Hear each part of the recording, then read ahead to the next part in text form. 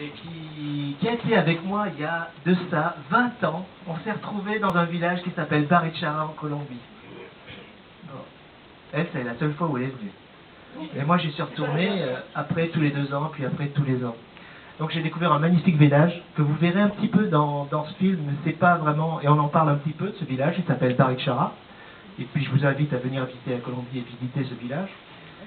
Moi je suis enseignant, comme certains le savent ici, parce que j'ai travaillé au collège d'Alasac pendant un bout de temps, et je suis briviste aussi, parce que j'ai vécu toute mon enfance à Brive. D'ailleurs on était chez ma maman tout à l'heure. Voilà, je parle de ma maman parce que j'en suis très fier. Et donc revenons à notre sujet. J'ai découvert un magnifique village. Et puis, à un moment, j'ai pensé, pour ma retraite, avoir un projet d'un lieu de résidence artistique dans ce village en Colombie. Et il y a bien longtemps, j'ai acheté un terrain. Et j'ai eu la chance d'acheter un terrain à l'époque où il ne valait pas grand-chose. Et puis là-dessus, on a construit en terre un lieu de résidence qui s'appelle aussi Artépolis. Et le projet, c'est de venir... Alors, ce lieu fonctionne aussi comme un lieu d'hébergement. Si vous faites du tourisme en Colombie, ben, je vous invite à y aller. Et puis, prévenez-moi, je vous ferai un prix. Voilà. Puis les très proches, ils ne seront peut-être même pas besoin de payer d'ailleurs. Et donc ce lieu, alors il fonctionne parce qu'il faut faire vivre une famille qui est sur place, mais le projet c'est de monter des résidences artistiques. Et donc régulièrement, moi je vais en Colombie avec des artistes limousins. Alors maintenant on va élargir à la Grande Aquitaine, la Nouvelle-Aquitaine. Et on monte des projets qui mélangent les cultures de pays, mais aussi les cultures artistiques. Et il y a, par exemple, il y a 2 ans de ça, 4 ans de ça, on avait monté un projet qui s'appelait Frontiera. Donc c'est toujours des projets liés aux droits de l'homme. Et c'était sur la difficulté de passer les frontières, mais c'était avec des musiciens et des comédiens colombiens et français. Et alors, voilà. Il y a 1 an et demi, il y a eu un référendum en Colombie sur le processus de paix. Surprenant, après 53 ans de guerre civile, on va dire, de cette guérilla, le pays a voté à une faible majorité non. Mais c'est le non qui a gagné. Donc on a un pays qui est très divisé sur cette histoire de paix. Et donc on a beaucoup d'amis en Colombie ont commencé à monter des projets par rapport à cette paix pour aider à ce que cette paix se fasse. Et puis nous on s'est dit avec Artépolis que ça serait bien aussi qu'on s'implique. Et l'idée est venue de faire un travail documentaire, mais travailler sur ce que sont les FARC, ce que c'est que la guerre, c'est très difficile. Je n'ai pas la prétention de pouvoir faire ça. Par contre, depuis que je vais dans ce village à Barichara, j'entends toujours parler d'un village qui s'appelle Villanueva, et dans lequel, dans les années 70, on s'est entretués. Voilà. Alors c'est cette histoire qu'on va vous raconter, mais on n'a pas voulu raconter un peu ce qui s'est passé, mais on a voulu chercher comment on avait réussi à faire la paix.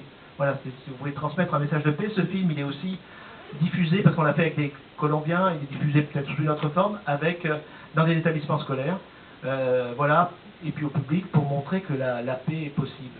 Donc c'est l'idée d'avoir qui était le processus de paix dans ce village, sur un petit conflit, qui a fait la paix. Et puis, tant qu'on était là-dessus, on s'est dit, mais on va peut-être pouvoir enquêter aussi sur ce qu'étaient les origines de cette violence.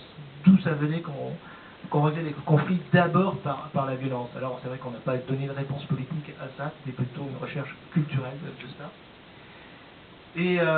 Et voilà. Donc c'est cette histoire qui est un peu universelle. Hein. Ça aurait pu être un village en Corse, ça aurait pu être ailleurs, mais ça s'est trouvé comme ça. C'était en Colombie. Voilà, après, ce film, il pose pas mal de questions. Et donc, c'est vrai que ce film n'a pas la prétention de répondre, il amène plutôt des questions. Et puis, ce qui se passe aussi, c'est qu'on a la chance, là, sur les 2 semaines de présentation, de pouvoir présenter ce film avec des gens qui sont protagonistes de ce film. Il y a Francisco qui est là, qui est né dans le village sur lequel on a enquêté, et puis qui a une position très intéressante en Colombie parce qu'il s'occupe maintenant dans son travail de développer des secteurs, des lieux isolés et qui ont besoin d'un développement économique, donc, et de communautés qui sont très, très isolées. Et une autre chance que l'on a, c'est que dans le projet du film, il y avait l'idée d'intégrer dans notre équipe un ex-guerriero.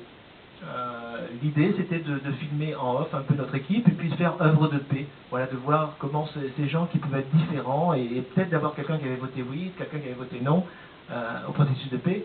Voilà, c'était une idée. C'est vrai que c'est pas si évident que ça et puis on pourra reparler de ça. Mais ce qui s'est passé, c'est qu'on a contacté, grâce à Raphaël qui est là et qui a travaillé avec moi sur ce projet, on a contacté l'Office de réinsertion des guerrieros en Colombie. Et ils ont bien voulu nous aider et on a pu auditionner 7 ex-guerrieros. Et puis en fait, voilà, on en a choisi une fois qu'on les a auditionnés et on a expliqué ce que c'était. Et donc, celui qu'on a choisi, on l'a rappelé. Et quand on l'a rappelé, il nous a dit bah non, je veux pas. Bah, pourquoi? Parce que pour moi, c'est trop dangereux de passer devant une caméra. Donc on a appelé le suivant. Pareil. Et ainsi de suite. Et vous pouvez comprendre que jusqu'au 7e, personne ne voulait se présenter devant la caméra. Tout ça pour dire que rendre les armes, c'est pas si évident que ça. Hein, et qu'il faut bien comprendre qu'il faut énormément de courage pour pour rendre les armes et qu'ils sont parfois plus en danger que quand ils étaient dans leur campement et durant la guerre. Et je veux juste dire ça parce que des fois on oublie de dire des choses importantes et qui me semblent vraiment importantes. Ce courage, il va même aller jusqu'à accepter, et on le sait déjà, que parmi eux, il y en a pas mal qui vont être assassinés. Et ils le savent. Parce que, excusez-moi, je suis un peu ému, mais ils ont déjà vécu ça.